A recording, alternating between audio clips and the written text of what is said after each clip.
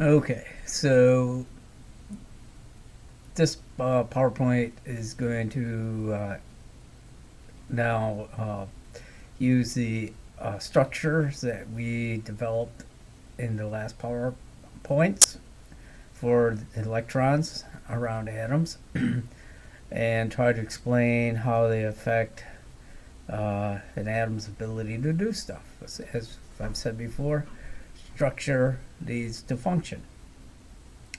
So we're going to look at the atom's functionality based on its structure from the the orbital energy diagram (OED).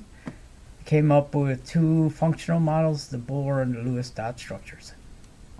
Both of these will help us see why atoms behave the way that they do.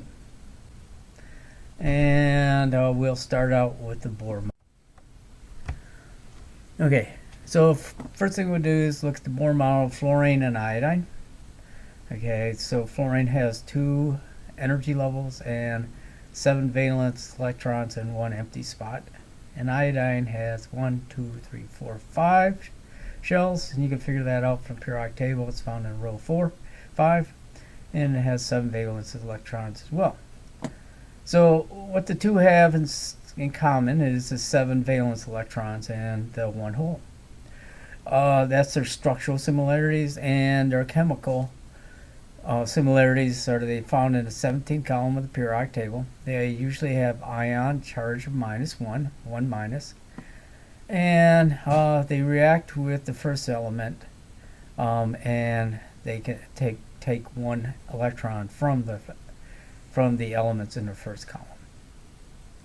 Okay, so, and actually what we can do is we can relate these to the structure with the chemistry.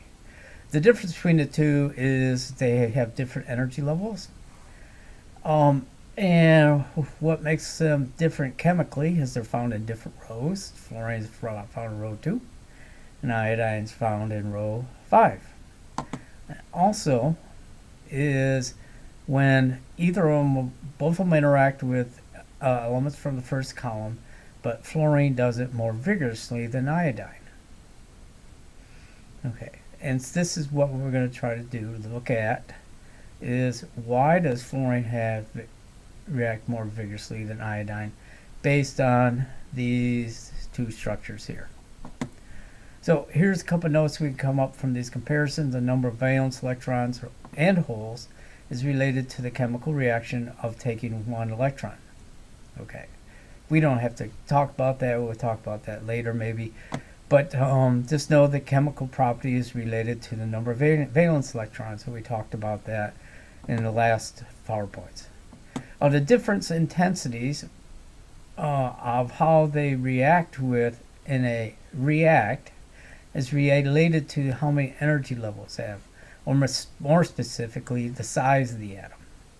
The smaller atom, fluorine in this case, is more vigorous in the chemical reaction than iodine. Now we're going to see that's not always the case, that the smaller atom reacts vigorously, but in particular, it's true with nonmetals, and we'll talk about that. So something about fluorine being smaller makes it react more vigorously than iodine. And so fluorine is the most vigorous element in the 17th column, then chlorine, and then bromine and iodine. Okay, all in that order. All right, it's already been suggested that in the last PowerPoints that the number of valence electrons is related to the column it's in, and in fact that's one of Bohr's greatest discoveries, is that relationship. We will mostly entertain why this takes why, and we'll look at the Lewis dot structures to explain why the valence electrons are related to chemical structure later using the Lewis dot structure. But for now, what we're going to do is just focus on the atom's ability to do how well to do that reaction, and it's going to be based on its size. And to do that, we'll focus on the Bohr model. All right, so here's a scenario. Suppose that there are a couple of loose electrons flying around. One approaches fluorine, zips by, and the other zips by iodine. As electrons get close, they will feel a tug toward either atom due to the proton's attractive force on them. So fluorine has protons and air pulling on this electron, and iodine has protons pulling on this electron. Our question is, does one atom have a better tugging power than the other, or is there no difference at all? Okay, so to do that, we're going to do an analogy here. Suppose I have two sets of magnets. Here they are, each separated by layers of sheets of paper. 2 sheets here and 5 sheets here. Okay, and I want to know which one of these pairs of magnets is going to have a stronger attraction. Is this north-south going to have a stronger attraction or less than this one over here? Okay, clearly you can see that the one on the left, the one with only 2 sheets, will have a stronger attraction because there's less interference between the 2 sheets of paper. So the 2 sheets of paper add less the more sheets of paper, more interference, and less the interaction between the north and south poles of a magnet. Okay, similarly, an atom with less layers of energy levels separating protons from the outside electrons has a stronger pull than the outside electrons. So fluorine only has 2 layers, like the 2 sheets of paper, and therefore has a stronger pull on the electrons than iodine that has 5 layers in between. There's a term for the strength of pulling the outer or outside electrons, and that's called electronegativity. A definition of electronegativity, which I'll short is just EN. It's a concept, really, that describes the tendency of an atom to attract a shared pair of electrons or electron density towards itself. We expand this to not only attracting a shared pair, but to attract any electrons. So we say that fluorine has a higher electronegativity than iodine. There are relative values of electronegativity as seen in the following table. These values have no units, are not strictly quantitative but good estimates. Okay, so here you go. Here's the table. And we're going to be able to explain the trend though. But notice that fluorine has electronegativity of 4 and iodine has 2.5, just like we predicted. Okay, and what we're going to notice is that as the atom gets smaller, less shells, it'll have a higher electronegativity. So fluorine only has 2 shells and it has the highest electronegativity in this column.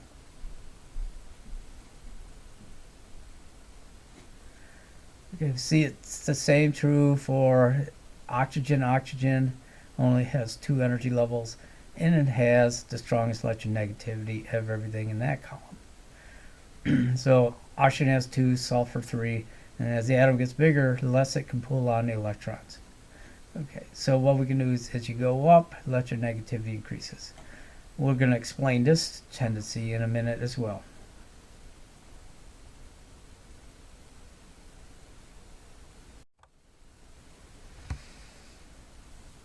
Okay, so again, the reason fluorine has a higher electronegativity is because it is smaller. That means there's less distance between the protons and the outside of the atom. Anything affects the size can affect the electronegativity of the atom. The first effect here that we noticed right now is the number of energy levels. The less energy levels makes the atom smaller, giving it a higher electronegativity. So again, as the trend is the periodic table, the atoms further up have less electronegativity. Actually, should have more less electron energy levels, and thus higher electronegativity. Okay, so the less the energy level, the smaller the atom, the more interaction between the protons and the outside shell. This explains why fluorine reacts more vigorously than iodine. The higher electronegativity, the greater the reactivity, at least for the nonmetals we're going to see. There's a stronger pull on the electrons and thus a stronger reaction. So fluorine can really grab a hold of electrons because the protons can reach out and react better.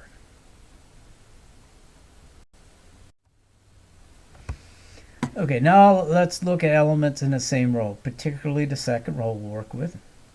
And if you look in the electronegativity table, we'll see that fluorine again has a higher electronegativity than any element in that row, with lithium being the lowest, which is on the far left. Fluorine is on the far right. And if we think about this, this is a little bit odd. And why is that? Because all the elements are in the second row and they have the same number of energy levels. So that means they should be the same size and the same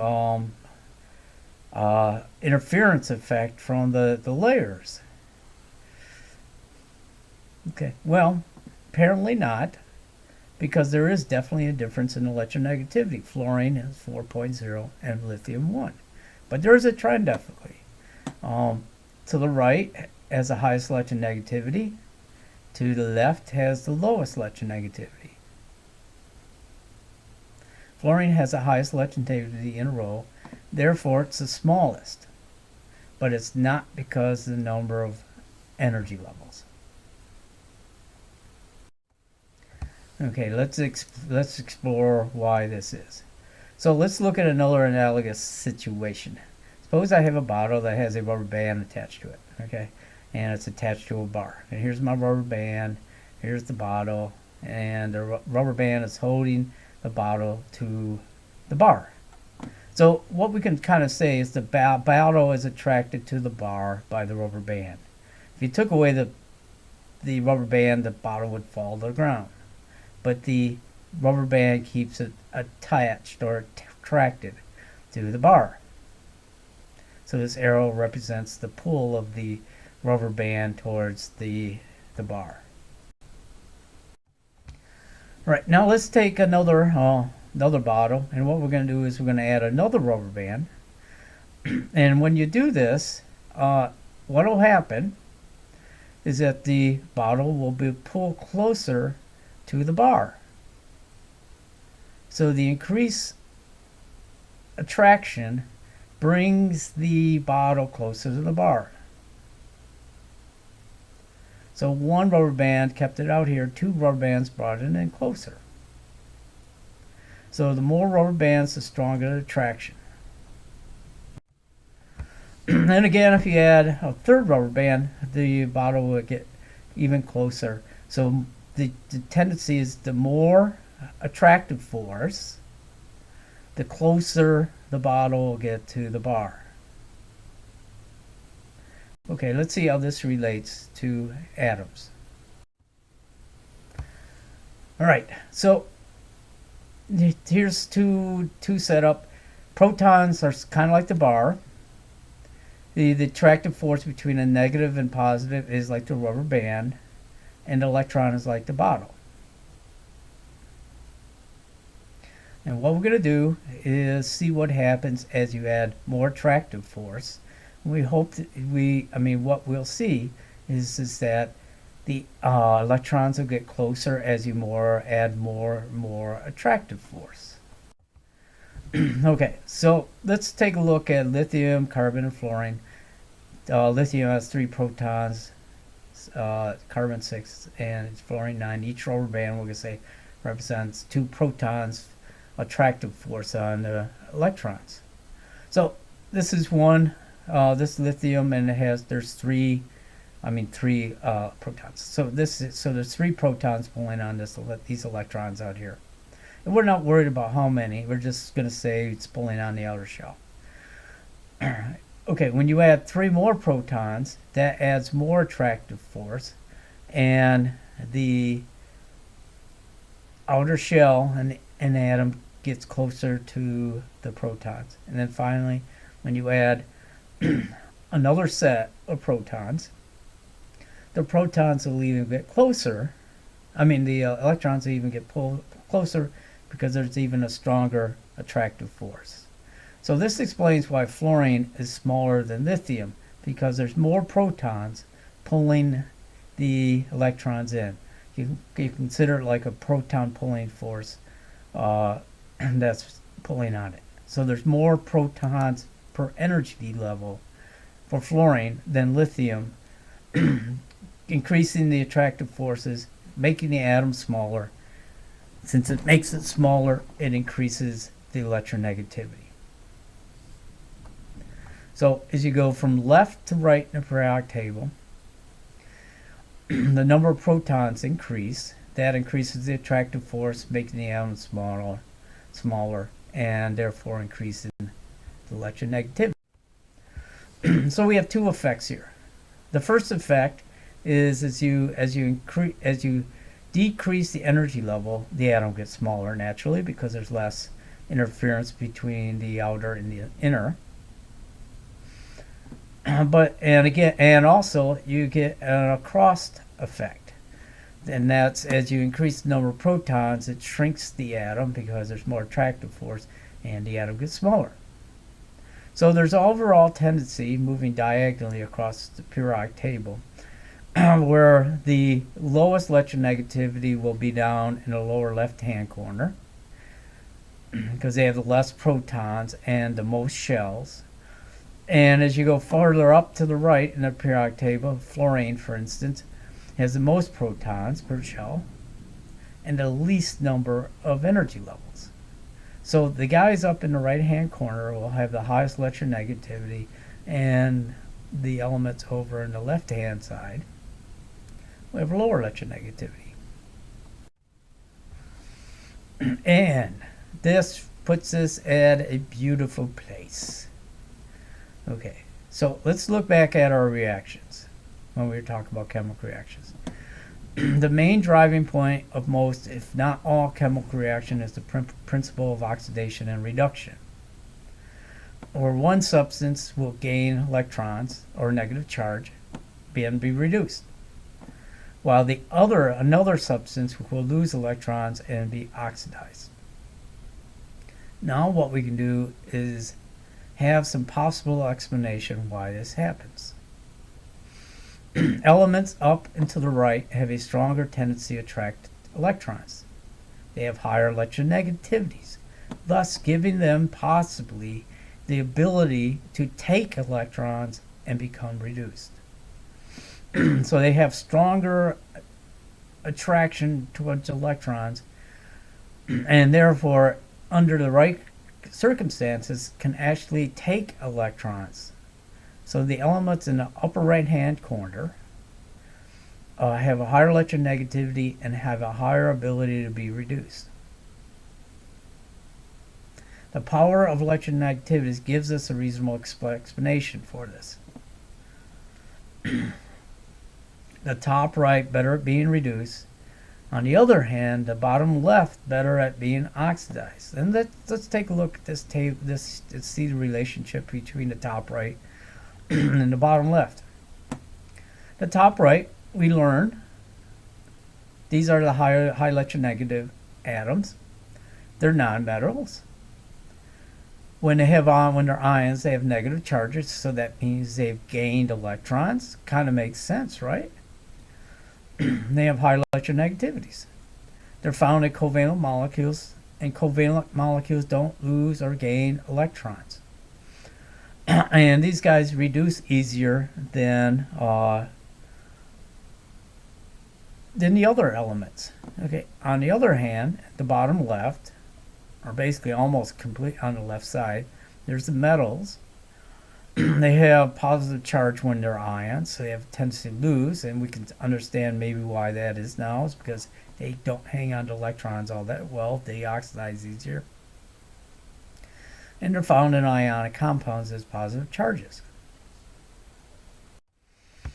Okay, so let's put this all together. Elements in the same column do similar chemical reactions, but where they are in the column determines how well they do due to the electron and electronegativity differences. Fluorine grabs the whole electrons better than iodine because it has a higher electronegativity. So it has a higher, it gets reduced easier.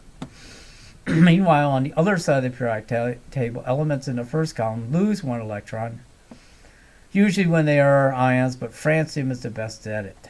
It has the biggest atom with 7 shells and a small proton power. So francium, the electron that we'll talk about this later, the one valence electron in francium sits 7 layers away from the protons. It's not all that hard to take that electron away for francium to become an ion, a positive charge. Okay, the reaction tendency of a metal is to get oxidized. Therefore, metals with low electronegativity further down the periodic table have higher reactivity.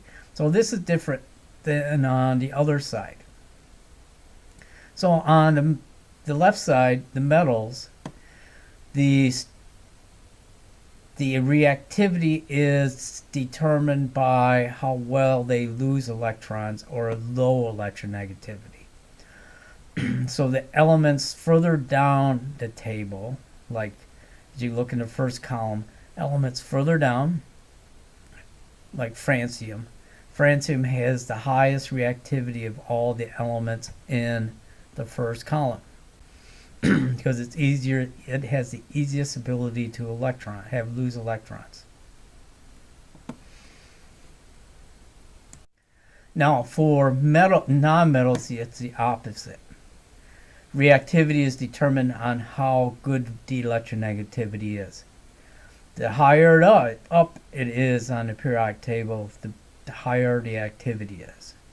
So fluorine is kind of like the ultimate nonmetal, the ultimate element to get reduced because it has a higher electronegativity. On the other hand, francium is the opposite. It's the ultimate metal with the lowest electronegativity and the most likely to get oxidized.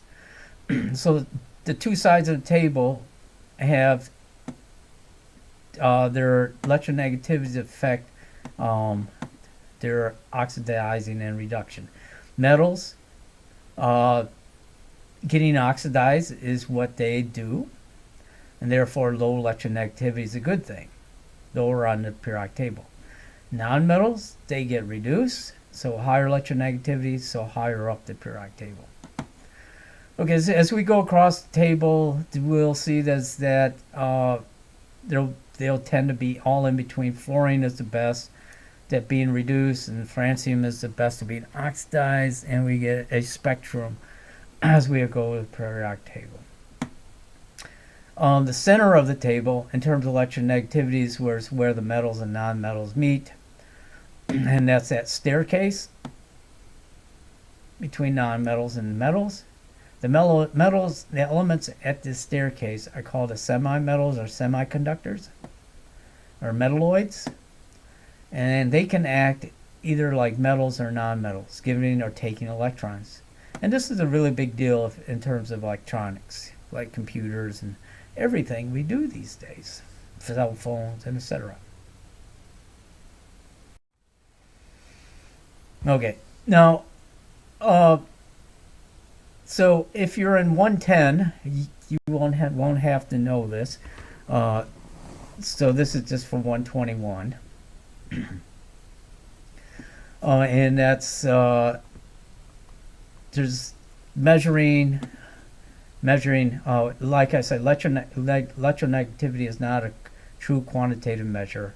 but more relative. What we want to do is actually have actual quantitative measures of gaining and losing electrons. And these are called ionization energy, which is the energy required to knock an electron out. So you can actually measure how much energy is given off or taken in to knock an electron out of an atom. And the other one is how much energy is actually gained or lost when an electron joins an atom. So one is knocking an electron out, and one is having an electron join an atom. And again, for 110, you can listen to this, but you will not be responsible for it. 121 is. Okay, first of all, ionization energy is the energy required to remove an electron from a valence shell of an electron. This reaction always will be endothermic because energy is required to knock the electron out. So you have to add energy. Endo means in. Okay, so energy comes in the atom, and then the atom becomes positive charge and electron leaves. Why is energy required to knock the electron out? Because the electron is stable in the atom, and to make it less stable, you have to add energy to make it unstable. So when you add energy to the electron will fly out, and then in a sense what we can say is it stresses that electron out and it becomes more unhappy. Okay, so that energy in a sense goes into the electron and stressed out, as we talked about. Now I know it's not technical, but it's kind of a way to think about it here. We're going to look at the first ionization of the representative elements, and those are columns 1, 2, 3, 14, 15, 16, 17, 18, or the elements that are found in S and P subshells when we're doing the electronic configurations. Okay, here's a diagram of those columns. And what we're going to look at is going from left to right, lithium. We're going to focus on the second row. From lithium over to fluorine. We're going to leave the noble gases off for now. So if we look, is the ionization energy for lithium is 520, and that's plus. Okay, that means you had to add 520 kilojoules, knock the electron out. While for fluorine, you have to add almost 3 times much energy to knock one electron out. So this tells us that it's harder to knock the electron of fluorine than lithium. Knock one out. Well, how can we explain that? Okay, so this is easy to explain if you look at the Bohr model. Fluorine is a smaller because it has a higher proton pulling power than lithium. Okay, lithium was bigger because there's less protons per shell. This fluorine was smaller. So it's harder to pull the electron of fluorine because that electron is closer to the protons. Okay, so that explains the row effect. So now let's look at the column effect. So let's look at column 1. Let's look at cesium. It requires 300 plus 375.7 kilojoules, knock electron out. But lithium, it requires almost twice as much energy to knock the electron out. Okay, and again, I hope you can understand why that is. Lithium has a higher electronegativity. The electrons are closer to the protons than cesium, because cesium has 6 layers, lithium has 2. Therefore, it's easier to knock an electron out of cesium. Requires less energy, and lithium needs more. Okay, so we can see it's a trend here that ionization energy increases as you go up the periodic table and across to the right, just like electronegativity. So ionization energy increases as you go up for the same reasons electronegativity does.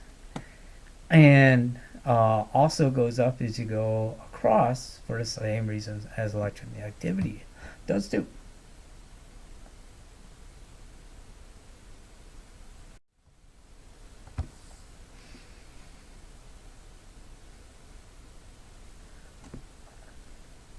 Okay. All right. So what happens if you want to knock more electrons out of atoms? So what we're going to do is we can keep on knocking all the electrons out of the atoms until they're all gone. And there are tables of energies to show that, and we'll show one in a minute. But we're just going to focus on knocking the second electron out. Or it's called a second ionization energy. So you knock the first one out, and then how much energy does it take to knock the next one out? So now let's look at sodium and magnesium are right next to each other in the third row. Third row. The amount of energy required to knock the energy out of the energy to knock electron out of the first ionization energy for sodium is almost 500, and magnesium is almost 750. So it requires more energy to knock an electron out of magnesium than sodium. They're in the same row, and why is it hard to knock more electrons out of magnesium? Because it has more protons. Okay, that means it pulled in, it's smaller, and it requires more energy to knock that electron out. Okay, so now what we're going to do is what happens when you knock a second one out. So we knocked this guy out here for sodium, and that if you look at that, that's going to show us something. And we knocked one of these two out. So let's take a look at that. So if we knock that electron out, what's left? Okay, well, instead of having 3 shells, there's 2. Okay, and there's 11 protons and 10 electrons. So now there's greater proton pulling power on those, and there's less shells. Okay, magnesium loses 1 electron. The number of protons, electrons increase, but that electron, that one lone electron that's in the outer shell, is still further away. Okay, at energy level 3.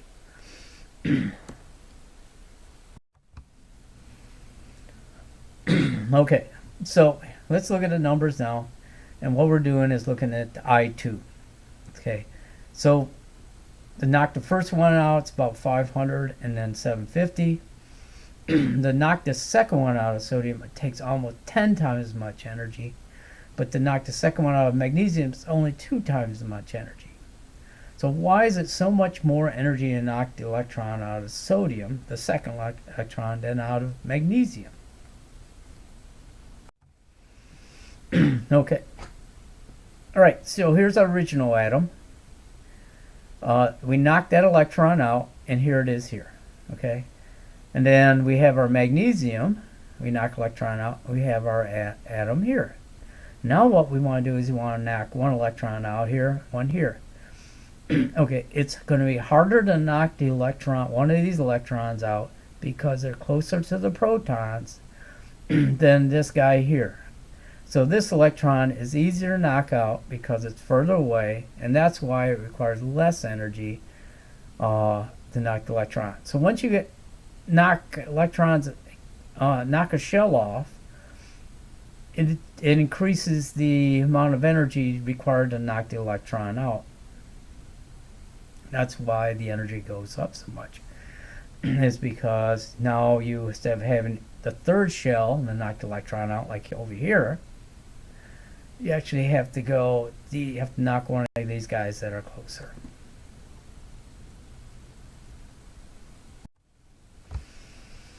Okay, next thing is electron affinity. And this is the energy that is either absorbed or released when an atom takes an extra electron. This is called electron affinity. So affinity means like, or take, or attraction. Okay, Ionization energy measures, in a sense, how easy or hard it is for an element to get oxidized, lose electrons. Electron affinity actually measures how easy or hard an element is to be reduced, gain electrons. Usually, the electron affinity will be energy will be given off because electrons get closer to protons and become more stable. So when an atom combines with an electron, the atom becomes negative charge and releases energy. It releases energy because the electron becomes more stable.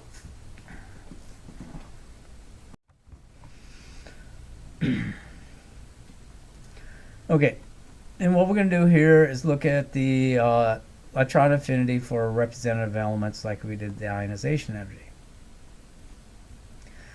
These values are given in positive values, but I like to think of them as negative because energy is given off. You can see in the period, all of these guys are positive except for nitrogen, which is the opposite, and we won't get into that. We're just going to look at the trends here. Okay, so what we're going to do is look at the rows and then the columns. So let's look at the rows, the columns first. Compare lithium to francium. So what this says is that lithium, when it gains an electron, it gives off -60, and when francium gains electron, it gives off 44. So the electron becomes more stable when it gets into lithium because it gives off more energy, and that should make sense because lithium has less shells and the electrons can get closer than francium. Okay, going from left to right, we can see that comparing lithium to francium, the amount of energy that's given off is 5 times as much as lithium. Okay, 331 versus 60. So if an electron joins fluorine, it's going to become way more stable than lithium. And why is that? Because fluorine is smaller. The electrons are closer to the protons.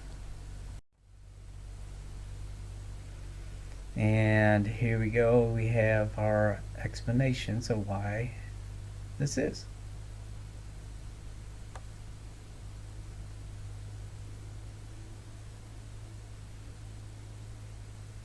Okay, you can pause or you can continue on. Basically, it just tells you what I just said. Okay, all right. Now let's look at trends in ion size and the energies of the atoms. So when fluorine or any atom gains electron, the atom gets bigger. Okay, there's a couple reasons for this. One reason is when before the atom gained an extra electrons, the ratio of protons was 1:1, 9 to 9. Now, after you've added that one electron, the 8th electron, to the 10th electron, the ratio of protons to electron is 9 protons to 10 electrons. So there's not as much proton per electron pulling it in. So the shell actually moves a little bit further away because of that. The other reason why it gets bigger is because now there's 8 electrons in the outer shell, and electrons repel each other, and they're going to be pushing away each other, so they get bigger. So this shell gets bigger. So anytime an atom gains an electron or electrons, it will get bigger because of those two things. The ratio of proton pulling power decreases, and the repulsion of the outer electrons affects it. On the other hand, when a positive ion is created, the electrons actually get closer, because if we just saw with the ionization energy of sodium, when sodium lost its one electron, the ratio of protons to electrons actually increases. So now there's more protons per electron. So it pulls in the outer shell. In the case for sodium, there was another reason why it got smaller, because it lost the shell.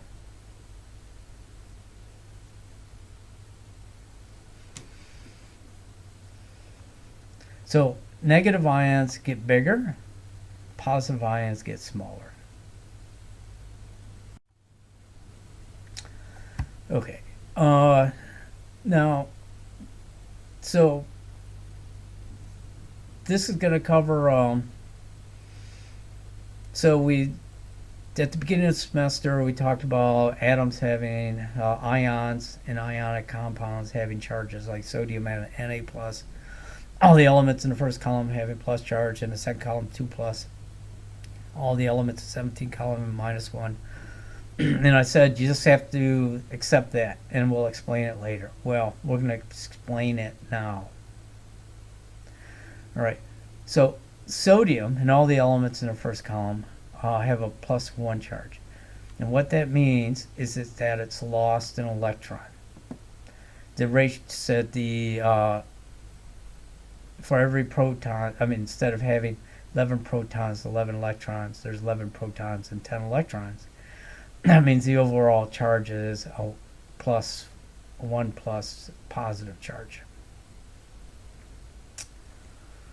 All right, so how are we going to explain these charges?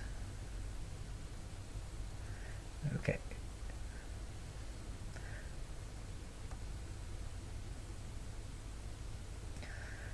All right, so this is where the 110 can join in again, and you won't have to know all this. I will tell you what you need to know.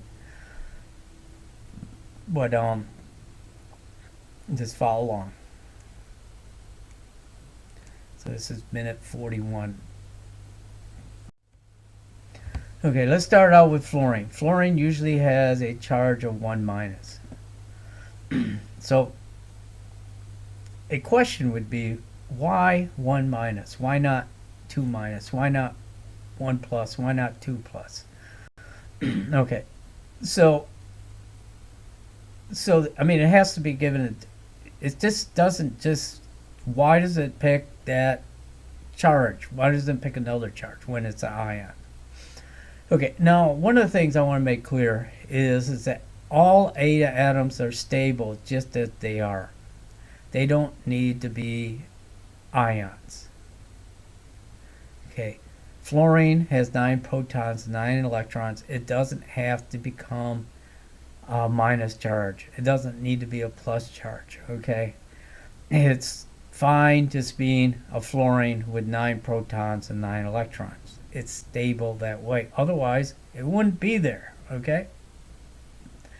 It really has no desire to be anything else. And this is one of the big misconceptions that people talk about in chemistry. It's like atoms want to become like something else. No, they are perfectly fine the way they are. But if they are forced to become something else, like an ion, then they will have a choice to be a certain type of ion. And the type of ion that they become is determined by how easy it is to make that ion, or which ion is the most stable in its making. So which atom, in a sense, releases the most amount of energy when it is made. So what we're going to do is compare F minus, F2 minus, so this is F and it's gained 2 electrons, and fluorine plus, which means that it's lost an electron. And we're going to look at which one of these releases the most amount of energy. And that will determine which one is the most stable. Okay, so we're going to talk about forming F minus, an atom with 9 protons and 10 electrons.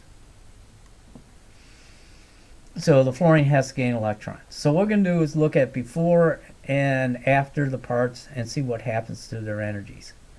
Okay, before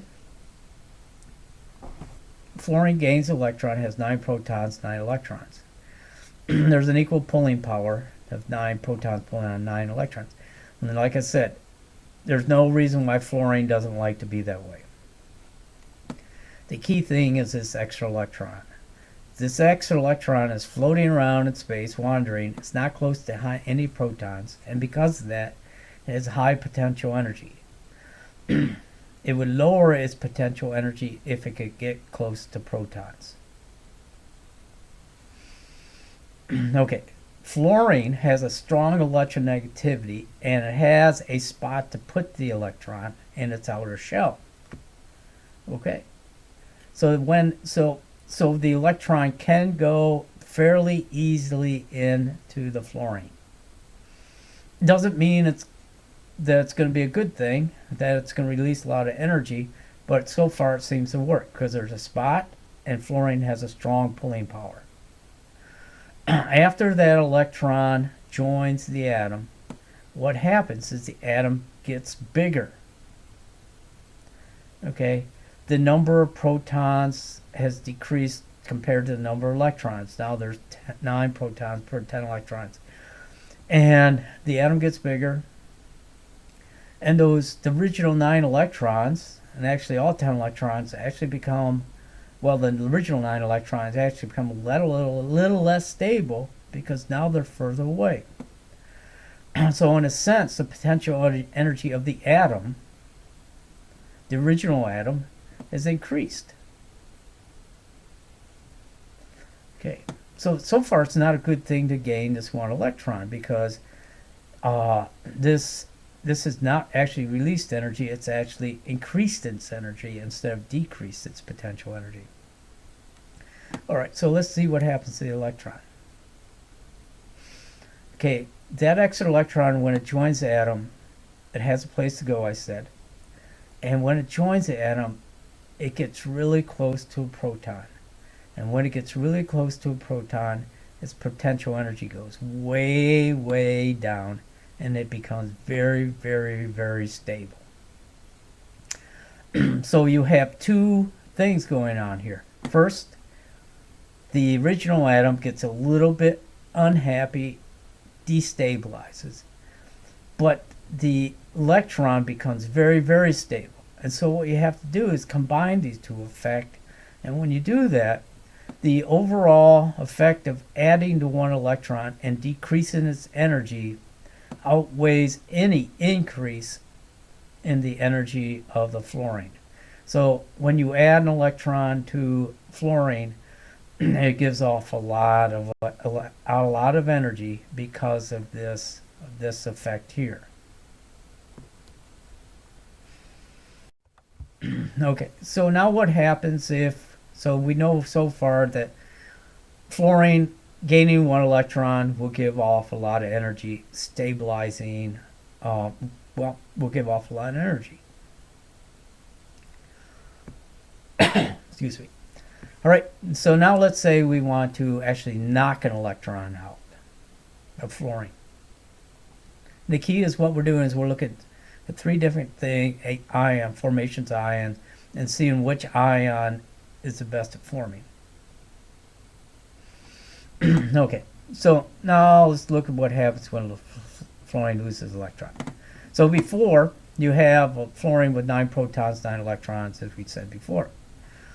Then what we do is we add energy to knock off the electron. Well, that requires energy to knock the electron out. Okay, so when you do that, what happens, the number of protons, so we're just going to look at the fluorine now. The atom, the 9, has 9 protons and 8 electrons, and actually that part of the atom becomes more stable. Okay, so this energy goes down because it gets smaller. There's 9 protons pulling on 8 electrons. So by losing the electron, the fluorine atom by itself becomes quite stable. However, by losing that 1 electron, that 1 electron required a lot of energy to knock it out. It gains a lot of potential energy and becomes very unstable. Okay, so this requires a lot of energy to take place, and so this is going to outweigh the the the unfavorable of losing this energy is going to outweigh the favorable of gaining this energy is going to outweigh the losing of this electron. So this reaction is going to be quite endothermic. It's going to require energy, a lot of energy to have it take place because it's going to take energy, a lot of energy to knock that electron out. In the previous one, forming F minus, energy is actually released by adding an electron. So between these two, F minus is better because you're releasing energy, and forming F plus, you're gaining gain energy to form the F plus. Okay, finally, let's just take a look at, suppose we want to have fluorine gain 2 electrons.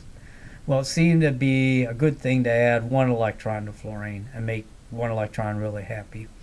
Well, why not add another one and see about making that one? Is that a favorable, does that give off a lot of energy too? Okay, so you add the second electron. Okay. Right. Okay, now we have a problem. So when you add the first electron, you fill the outer shell. Okay, there's 8 electrons in the outer shell because that's as many as you can put. So the next electron has to go into the third shell, and that's going to require energy. Okay, so the atom gets bigger, that increases the energy, and so by adding another electron, you increase the energy of the system. Okay, so the first effect, the forming of the F minus, is the most stable.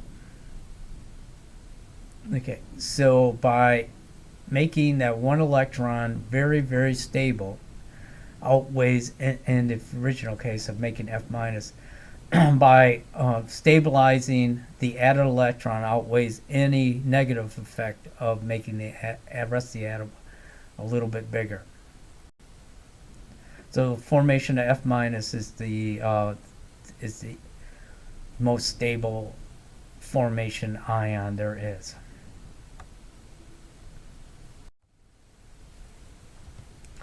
And here's just a table to show you how that works. Okay, the scenario is similar for all anions. That's negative ions. Oxygen will gain 2 electrons, and nitrogen 3, and so forth. Just to let you know, there's that. It's harder to make O2 minus than it is F minus. Even though when we look at the ions, we treat O2 minus as though it's the same thing as F minus. They're not equal in their formation and therefore their stability. F minus is easier to make, gives off more energy when it's made than O2 minus. Okay, now forming cations, positive ions. Okay, so really the thing that made forming anions is that the addition of an electron to the atom stabilized that electron.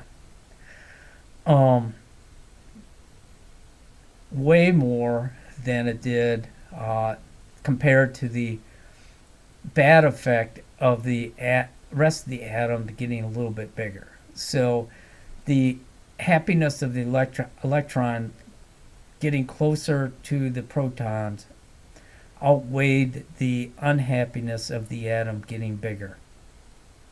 Okay. All right. So what we're going to go through here is similar type thing. And really, let's just focus on FR plus. And we can do the same thing with FR2 plus, FR minus. But FR plus is the easiest in the most energetically favorable form of ion for francium. And let's take a look at why. So francium has 87 protons, 87 electrons, 7 energy levels, and 1 valence electron. And that valence electron is 7 energy levels away from the protons. Okay, so what we're going to do is we're going to knock that electron out. Okay, so how hard is it to knock the electron out? Hardly any energy is required at all because it's so far away. So when you knock that electron out, it'll become more unstable, but not by a lot because it's so far away. So the knocked out electron gains more potential energy, becomes less stable, because now it's been knocked further away from the protons, but not that much farther away. So it doesn't gain a whole lot of potential energy. However, the rest of the atom becomes more stable altogether. Now there's 87 protons pulling on 86 electrons. Makes the atom smaller.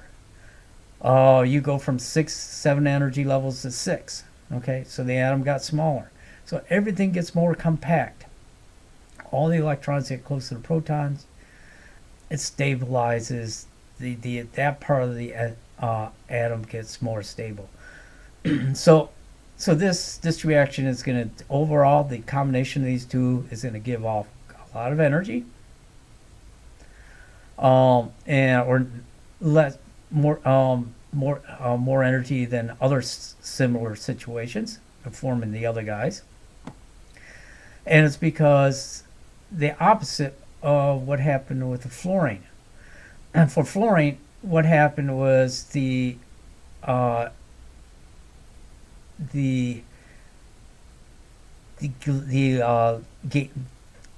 losing of energy of the electron outweighed the gaining electron of the energy of the atom.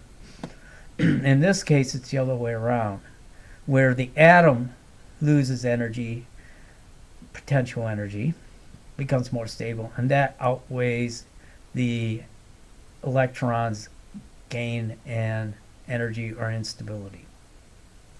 So this value goes, the stability goes way up for this guy, and this guy goes down just a little.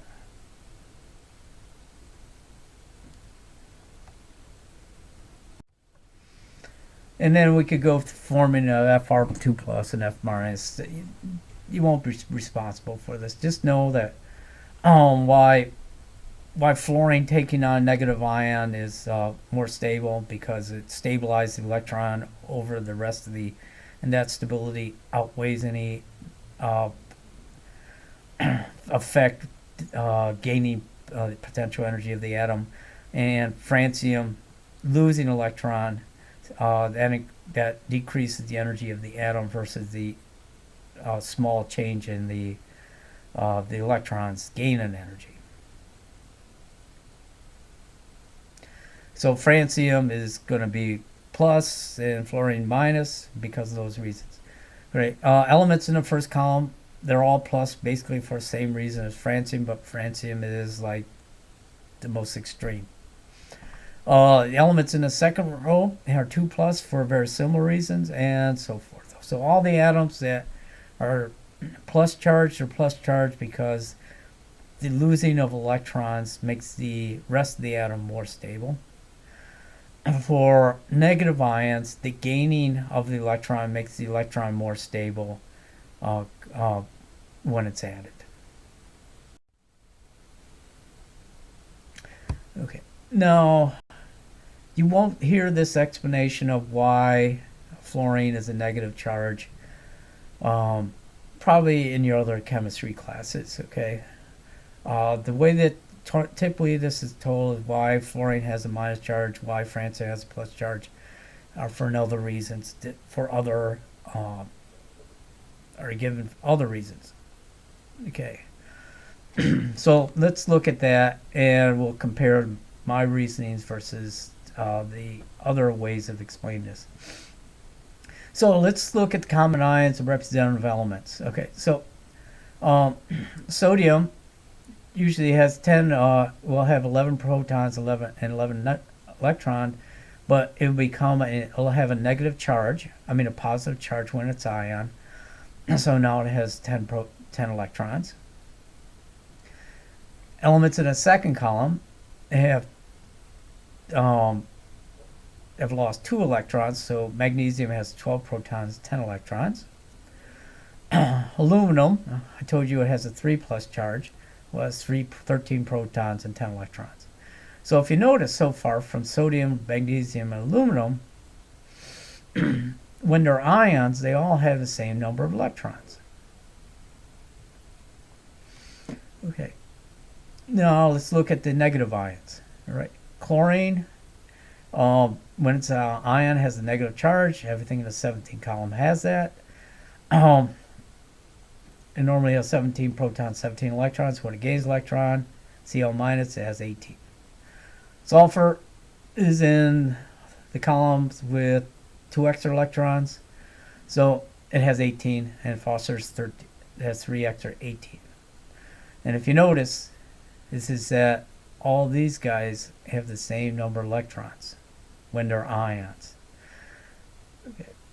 Now, one thing to notice about this is that when an ion becomes a positive charge, what it does is it has the same number of electrons as the nearest noble gas, which is neon, that's found up in the previous column.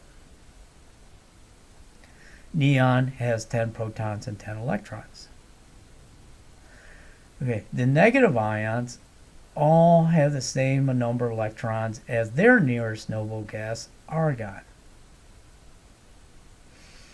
The other thing is that when these atoms get their most common ion, the number of valence electrons is 8.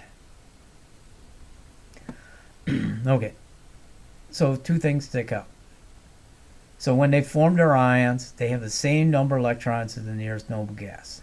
The positive ions have the same number of electrons as the noble gas in the previous row.